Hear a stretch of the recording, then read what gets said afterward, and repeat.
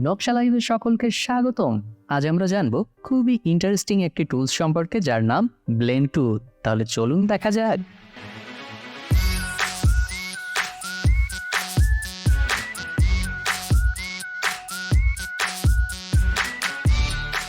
ইলাস্ট্রেটরে advance লেভেলের কাজ করার জন্য যে টুলসগুলি ব্যবহৃত হয় তার মধ্যে অন্যতম একটি হলো ব্লেন্ড টুল। তাহলে চলুন আমরা ব্লেন্ড টুলের কাজ সম্পর্কে দেখি। প্রথমেই ব্লেন্ড টুল, টুলবার থেকে ব্লেন্ড টুলটি আপনি সিলেক্ট করতে পারবেন, অথবা আপনি কিবোর্ড থেকে ডাব্লিউ প্রেস করলে অটোমেটিক আপনার ব্লেন্ড টুলটি সিলেক্ট হয়ে যাবে। তাহলে চলুন আমরা প্রথমেই কয়েকটি শেপ নিয়ে। ব্লেন্ড টুলের মূল কাজ হলো কতগুলি শেপের মধ্যে ব্লেন্ড করা, অর্থাৎ 2 থেকে 3টা শেপের মধ্যে শেপগুলিকে ব্লেন্ড করা। ঠিক যেমনটি আপনারা ডান পাশে দেখছেন, দেখুন আমি 2টি কালারের 2টি স্কোয়ার শেপ নিয়ে নিয়েছি এবং দুটিকেই সিলেক্ট করলাম। এবার ব্লেন্ড টুল সিলেক্ট করে আমি একটির যে কোনো বিন্দুতে ক্লিক করব এবং অপরটির আরেকটি বিন্দুতে ক্লিক করব। দেখুন আমি বাম পাশেরটা একটি ক্লিক করলাম এবং ডান পাশেরটা একটি ক্লিক করলাম।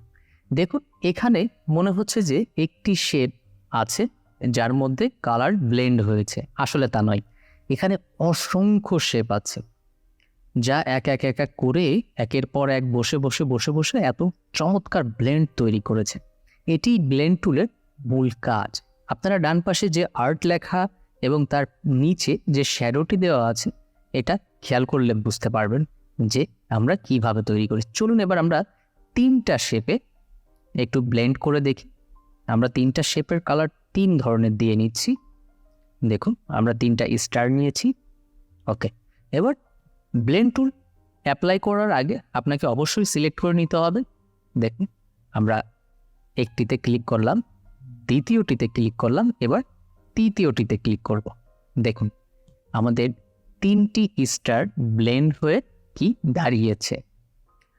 সুতরাং বুঝতে পেরেছেন যে কি চমৎকারভাবে ব্লেন্ড টুলটি কাজ করে, অসংখ্য শেপ তৈরি করে এবং আপনি ব্লেন্ডের অপশনে যে আপনি আরও ভিন্নভাবে ব্লেন্ড টুলটি ব্যবহার করতে পারবেন। তার জন্য আমরা অ্যাডভান্স লেভেলে আরও ভালোভাবে জানব। চলুন এইবার আমরা ডান পাশে যে আর্ট লেখাটি করেছি সেটি দেখে আসি, তাহলে আপনাদের বুঝতে আরও সুবিধা হবে। সো এইখান থেকে আমি একটি ফন্ট চয়েস করে নিচ্ছি। দেখা যাক আমরা যে কোনো একটি ফন্ট নিব। ওকে, ডান পাশে টি নিলাম। এবার আমি ক্রিয়েট আউটলাইন করে এটিকে শেপে পরিণত করে নিলাম। দেখুন এবার আমরা এর কালারটি চেঞ্জ করব এবং একে অল্ট প্রেস করে আরেকটি কপি করব। এইবার আমরা নিচেরটাকে আমাদের ব্যাকগ্রাউন্ড কালার অর্থাৎ হোয়াইট কালার দিব, যেন এটি আস্তে আস্তে ব্লেন্ড হয়ে যায়। দেখুন আমার একটি কর্নারে ক্লিক করব এবং এটির একটি কর্নারে ক্লিক করব। দেখুন আমরা অপশনে যে ডিস্টেন্স 0 করে দিলাম, ক্লিক করলাম, দেখুন জাস্ট এখানে সব রেডি, 2টি ব্লেন্ড। এইবার আমরা আরেকটি আর্ট লেখা নিয়ে সেটিকে উপরে তুলে দেব।